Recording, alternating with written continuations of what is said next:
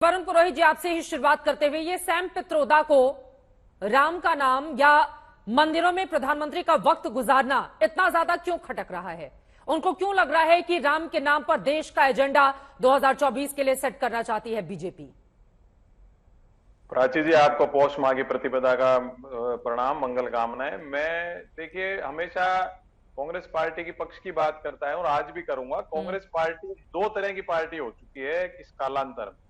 एक तो जो आम जनता है, आम कांग्रेस का आदमी है, जो कांग्रेस आइडियोलॉजी से, गांधी दर्शन के हिसाब से चलता आ रहा है, भारतीय समाजवाद से डेवलप हुआ है। एक ये जो कुछ समय से जो एनजीओ टाइप कांग्रेस पार्टी बन गई है, जिन्होंने कांग्रेस को हाईजैक कर रखा है। जैसे आपने अभी दो नाम लिए, ये कभी यूथ कांग्रेस, एनएसयूआई और इससे आए नहीं है, तो एक कैडर से आए नहीं है। सैम पित्रोदा का योगदान जरूर है दूरसंचार क्रांति में, राजीव गांधी जी के जमाने में सी डॉट एक्सचेंज लाए थे, गांव-गांव बने थे। हाँ। लेकिन ये जो प्रोपोगंडा है, इनको ये समझ, मैं कह रहा हूँ, एक होती है पॉलिटिकल इंटेलिजेंस, राजनीतिक चातुर्य, तो एक हो गई आजकल जो आ गई आर्टिफिशियल इंटेलिजेंस। तो विपक्ष की जो पॉलिटिकल इंटेलिजेंस है वो आर्टिफिशियल इंटेलिजेंस में कन्वर्ट हो गई है। आपसे सवाल क्या पूछा जा रहा है, आप जवाब क्या दे रहे हैं? मेरा ये सवाल है वरुण पुरोहित जी, प्रधानमंत्री का मंदिरों में वक्त गुजारना ये कांग्रेस पार्टी के कुछ नेताओं की आंखों की किरकिरी क्यों बना हुआ है?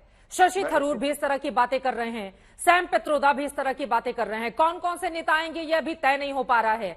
राम के नाम पर इस तरह की पॉलिटिक्स क्यों की जा रही है? राम कोई बीजेपी की तो है नहीं, आप ही लोग कहते हैं, और फिर बीजेपी का बताकर निशाना भी साधने की कोशिश करते हैं। नहीं, मैं देखिए, आप जो प्रश्न पूछ रहे हो उसी पे आ रहा था। मैं कह रहा हूँ अगर प्रधानमंत्री जाते हैं, राम मंदिर, श्री राम मंदिर का निर्माण हो रहा है, हाँ, तो बहुत अच्छी बात है। उस राजनीतिक चातुर्य की तो बात कर रहा था। अगर उसको प्रोपोगेंडा करके अगर मोदी जी या बीजेपी उसका फायदा उठा रही है, आपको शामिल होना चाहिए था। आप अगर फ्री किसी को स्पेस दोगे तो वो फायदा उठाएगा। ठीक है, मतलब उन लोगों की ओर से गलत बयानबाजी की गई, आपकी बातों से यही लगता है? जी जी जी जी, ठीक है। आदिल हसन साहब, आपके पास आते हुए, सैम पित्रोदा के बयान से क्या आप सहमत हैं?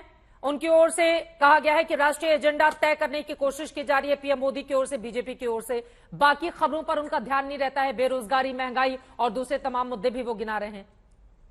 मैम, एक मुद्दा तो है कि देश में आप लोग को, आपसे ये भी अनुरोध है कि सिर्फ सैम पित्रोदा को आप क्यों देख रही हैं? हाँ। हम तो सुब्रमण्यम स्वामी को भी देख रहे हैं, लेकिन उन पर आप सवाल पता नहीं आप लोग क्यों नहीं करते हैं? कर देंगे सवाल, बताइए क्या पूछना है आदिल हसन साहब? सुनिए क्या लिखा है उन्होंने, सुन लीजिए। How can Ram bhakt allow Modi to join the perform the pran pratishtha of Ramlalla in Ayodhya when Ram spent most of his life and dedicated for the rescue of his wife. Modi is instead of absconding his wife and yet he do perform पूजा। आप इन सुब्रमण्यम स्वामी से भी पूछिए ना। हाँ। वो तो direct Modi ji पे सवाल कर रहे हैं। मिलेंगे सुब्रमण्यम स्वामी तो उनसे भी पूछ लूंगी आदिल हसन जी। अरे बिल्कुल कर लेते हैं, गलत आप यहाँ पर गलत बयानी कर रहे हैं। आदिल हसन साहब गलत बयानी कर रहे हैं। सुब्रमण्यम स्वामी हो चाहे कोई भी XYZ हो, यहाँ पर सवाल सबसे पूछा जाता है, सवाल सबसे पूछा जाता है। एक सेकेंड सुनिए, राष्ट्रीय पार्टी है कांग्रेस, मुख्य विपक्षी पार्टी है, अगर उसके बड़े नेताओं की ओर से कुछ बातें कही जा रही है तो उस पर हमने यहाँ पर सवाल खड़े किए। हम कांग्रेस के प्रवक्ता यहाँ पे नहीं है, आप कांग्रेस के प्रवक्ता से पूछिए। हमारा सवाल है कि 45 रुपए का मास्क 485 में येदुरप्पा बेचे, उस पर आप सवाल नहीं कर रही है। उनका एमएलए सवाल किया। 40,000 करोड़ का घोटाला हुआ कोविड में कर्नाटका में, उस पर आप सवाल नहीं कर रही है। आप रोजगार पे नहीं कर रही है। तो कर्नाटका तक का रिजल्ट तो आ चुका है ना आदिल हसन जी, कर्नाटका का रिजल्ट आ चुका है। कर्नाटका में बीजेपी हार चुकी है। हर समय का अलग अलग मुद्दा होता है आदिल हसन, हर समय का अलग अलग मुद्दा होता है। मुझे लग रहा है आप भटक रहे हैं। मुझे तय है, मुझे अधिकार है कि मैं अपने डिबेट का मुद्दा तय करूं, वो तय करने का अधिकार आदिल हसन को कतई नहीं है। और आप ये गलतफहमी भी कभी पाल कर मत आइएगा यहाँ पर एजेंडा तय करेंगे, तो आप ये गलतफहमी बिल्कुल मत पाइए मिस्टर आदिल हसन। एजेंडा सुनने नहीं आया हूँ चित्रा जी, आप जो चाहिएगा वो नहीं बोलेंगे। अरे तो आपको जो पूछना है वो बीजेपी के नेता बैठे हुए पूछिए। नहीं कर सकती हैं। हाँ, मैं डिफेंड नहीं कर रही हूँ, लेकिन आप दंगल में किस मुद्दे पर मैं डिबेट करूंगी मिस्टर आदिल हसन, ये आप बिल्कुल भी यहाँ पर डिसाइड नहीं कर सकते हैं। आप समय पर बात कर रहे हैं। अगर आप मेन मुद्दे पर बात नहीं करेंगे फिर मैं बाकी मेहमानों के पास जाऊंगी। आपने कहा कि कर्नाटका का मुद्दा, वहां पर भ्रष्टाचार का मुद्दा, ये वो, भ्रष्टाचार के मुद्दे पर वहां पे कर्नाटका का रिजल्ट आया, हम लोगों ने डिबेट की। आप मेन मुद्दे पर बातचीत कीजिए, प्रेम शुक्ला जी बैठे हुए हैं, उसका जवाब देंगे। उनकी आवाज दीजिए भाई।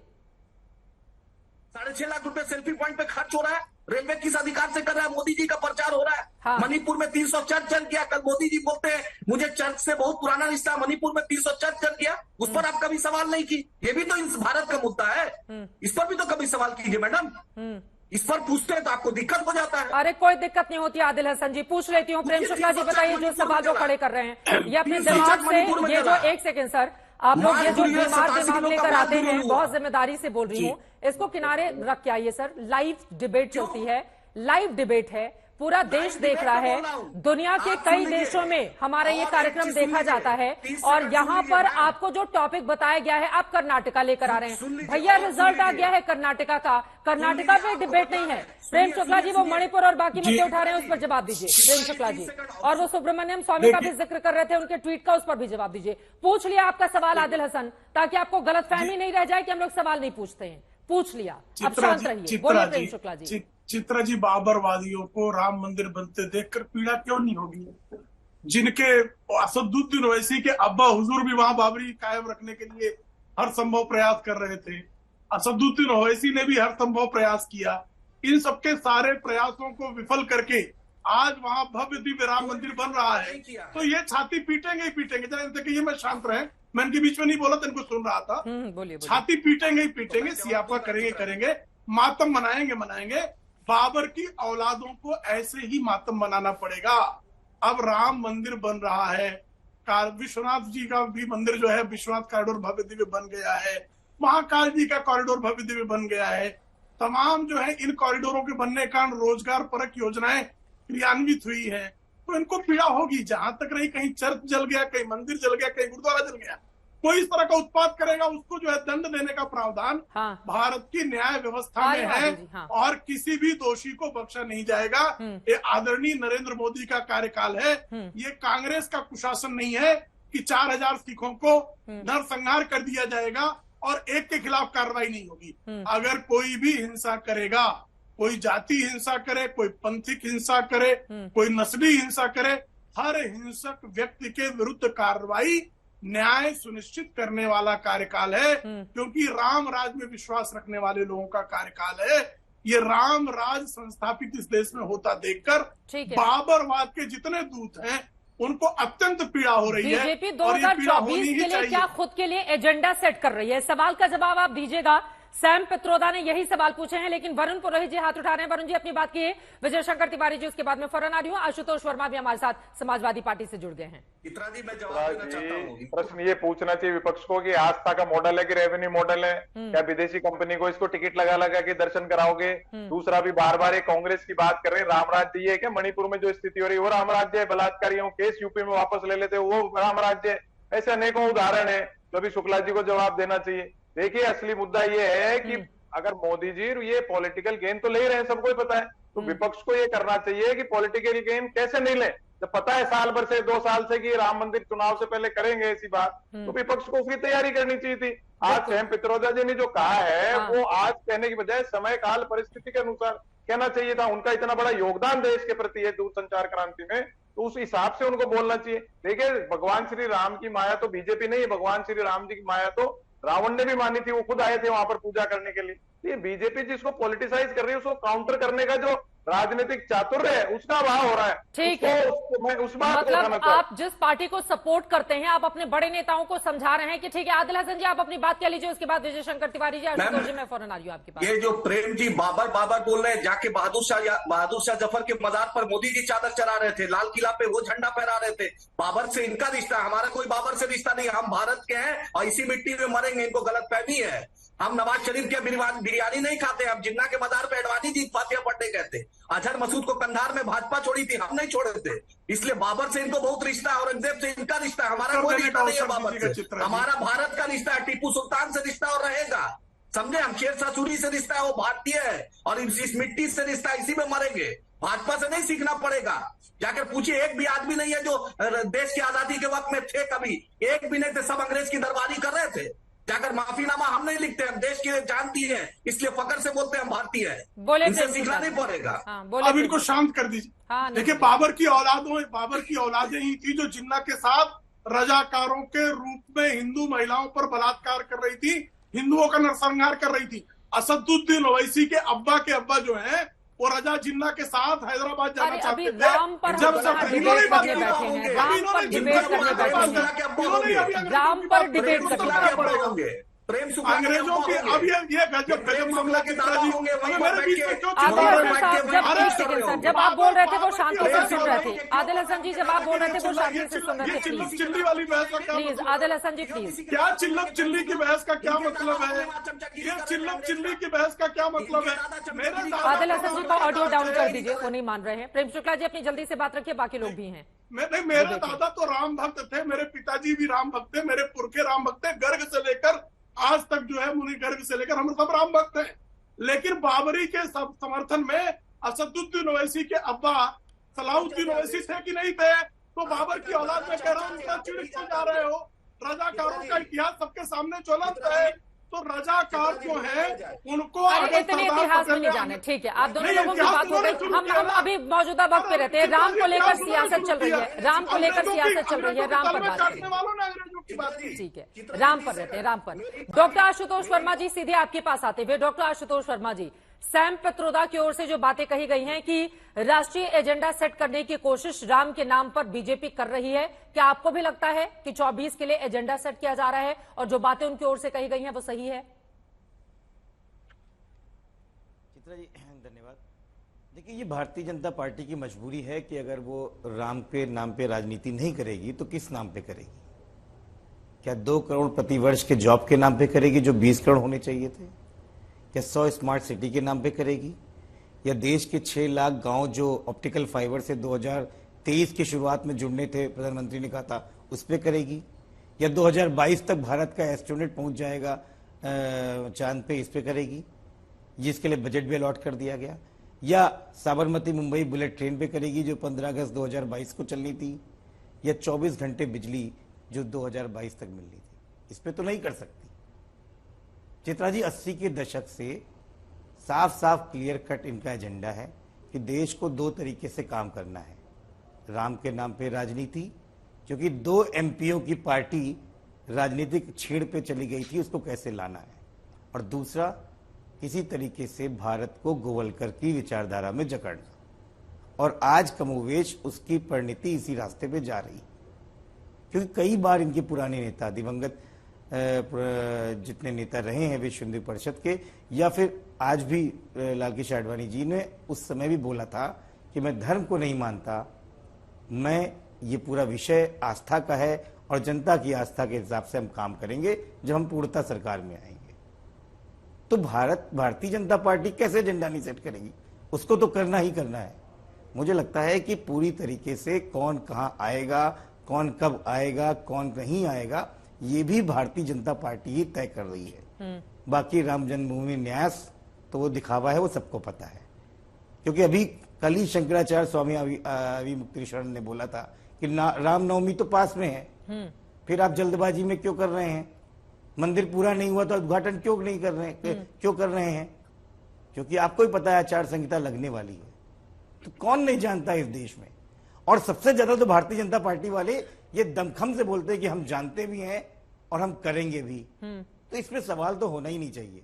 मुझे लगता है ये राजनीति की बात रह नहीं गई है, ठीक है। पूरी देश की जनता को पता है। हाँ, भोली भाली जनता है, राम भगवान को हम सब मानते हैं, हम सब अपने हिसाब से उसके हिसाब से जाएंगे। जब बुलाएगा तो भी जाएंगे, नहीं बुलाएगा तो भी जाएंगे। ठीक है, हमें किसी के इनविटेशन का इंतजार नहीं रहेगा। विजय शंकर तिवारी जी, अब सीधे आपके पास आते हुए, बीजेपी के लिए मैं आ रही हूँ प्रेम शुक्ला जी, वो बहुत देर से 18-20 मिनट हो गए हैं, एक बार उनकी मैं टिप्पणी ले लेती हूँ। प्रधानमंत्री नरेंद्र मोदी ज्यादा वक्त मंदिरों के भीतर गुजारते हैं, ये बातें सैम पित्रोदा की ओर से कही गई हैं। शशि थरूर ने भी मोटी मोटी कुछ ऐसी ही बातें कही हैं, और आशुतोष वर्मा जी की ओर से भी जो आरोप लगाए जा रहे हैं उस पर भी जवाब दीजिए। 24 का एजेंडा क्या बीजेपी, विश्व हिंदू परिषद, आरएसएस की ओर से मिल बांटकर तय किया जा रहा है, राम के नाम पर सियासत अपने काम पर? चित्रा, मैं तो अयोध्या में ही हूँ और मैं रोज देखता हूँ कि यहाँ पर दसियों पत्रकार, दसियों हर प्रकार के प्रोफेशन के लोग मंदिर में आते हैं और श्रद्धा के साथ आते हैं और वहां से जाते हैं। हमने ये भी कहते लोगों को सुना है कि अब वास्तव में देश में स्वाभिमान के साथ हमें लगता है कि हम स्वाभिमानी हो गए हैं, लेकिन पिछले वर्षानुवर्ष मतलब 65-70 साल तक हमें अभिमान से जीने का जो क्रम था, जो अभ्यास था, वो खत्म कर दिया गया था। आज हमें लगता है कि हम स्वाभिमान से जी रहे हैं, आत्मनिर्भर हो रहे हैं। लेकिन सैम पेत्रोदा जो भी बात कर रहे थे, जो दे रहे थे, तो मैं नहीं बता पा रहा हूं या मैं समझ नहीं पा रहा हूं कि भगवान श्री राम की जन्मभूमि पर भव्य मंदिर से बनने से क्या देश में पर्यावरण के लिए जो परियोजनाएं चल रही थी वो बंद हो गई हैं क्या? कि जो श्रमिकों के लिए, जो श्रम उत्सर्जन के लिए आर्थिक उपाय हो रहे थे, वो क्या देश में बंद हो गए हैं क्या? क्या फैक्ट्रियां बंद हो रही हैं क्या? क्या कार्बन डाइऑक्साइड ज्यादा न निकले इसके लिए प्रयास बंद हो गए हैं क्या? मैं ये समझ नहीं पा रहा कि सैम पेत्रोदा जिन जिन कामों के लिए बात कर रहे थे, ये क्या सारे उपक्रम बंद हो गए हैं क्या श्री राम जन्मभूमि के भव्य निर्माण से?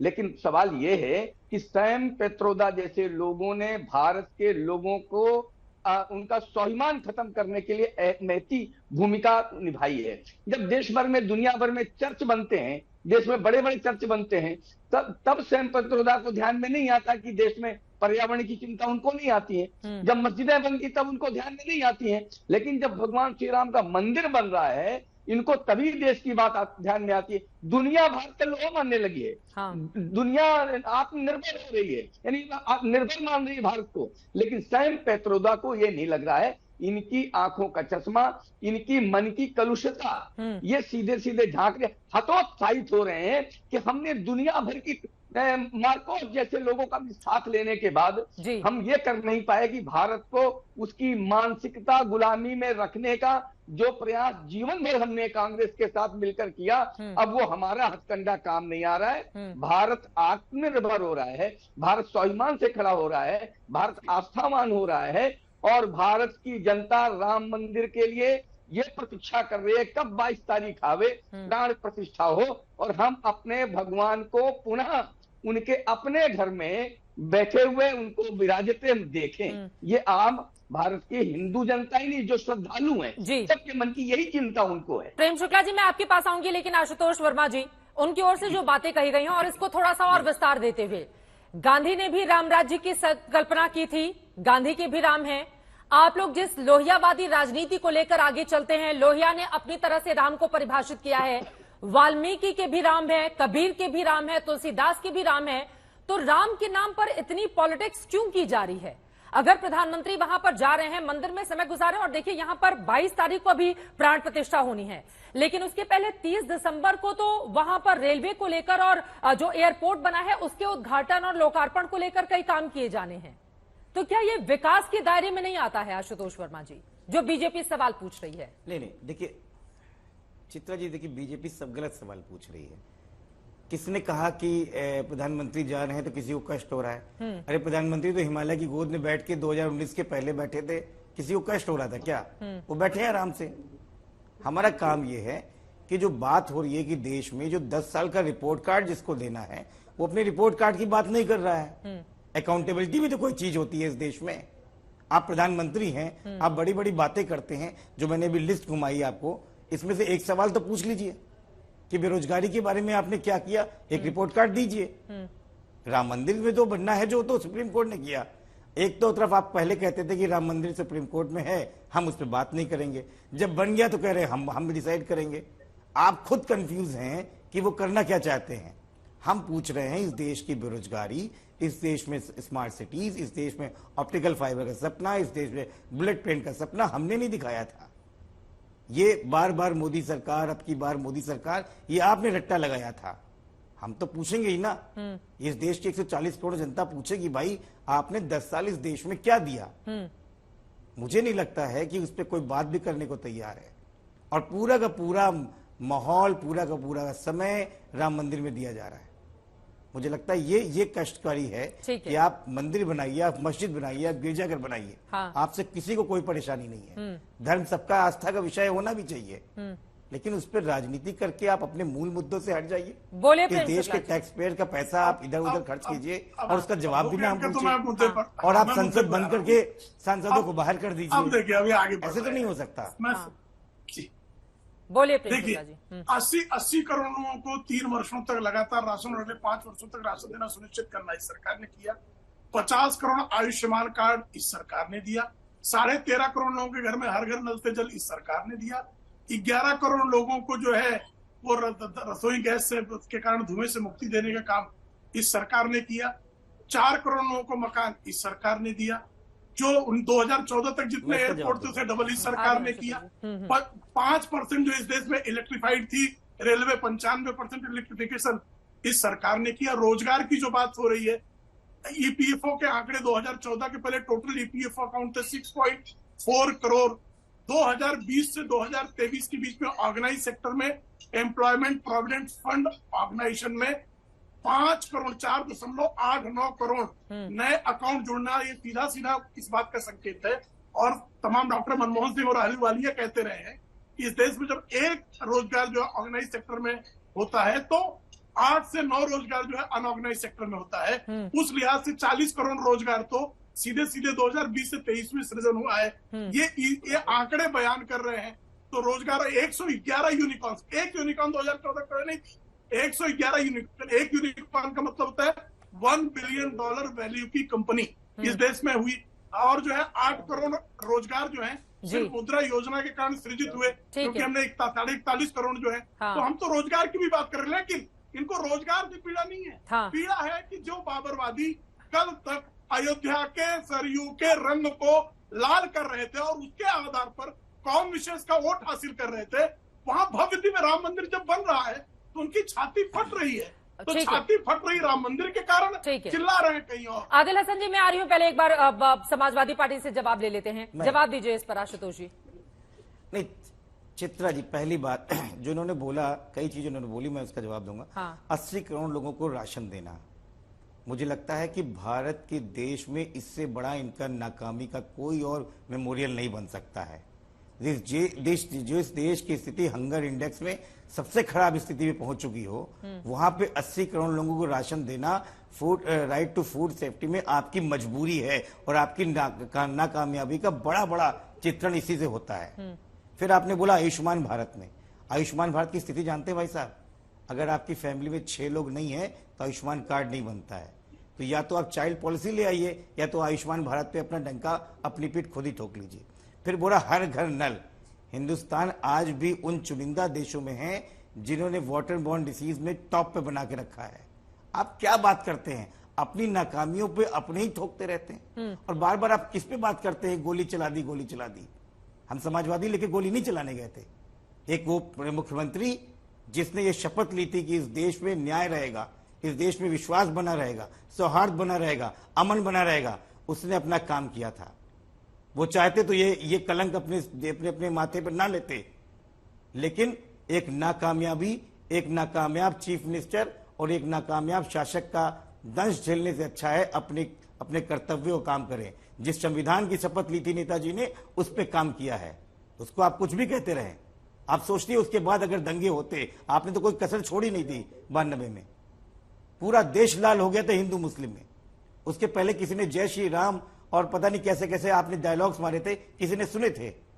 आज बच्चे को पता है हिंदू और मुस्लिम अंतर क्या है। ठीक है, ये जहर आपका बोया हुआ है। बोले प्रेम शुक्ला, जिसका दंश आगे की पुश्तें झेल रही हैं। बोले प्रेम शुक्ला जी। हाँ, जल्दी से इस देश को जो है 80 करोड़ लोगों को जो देश राशन दे, वो विफलता है। ये वही कर सकता है जिनके कार्यकाल में जो है राशन वितरण में घोटाला हुआ था, मुलायम सिंह यादव के कार्यकाल में।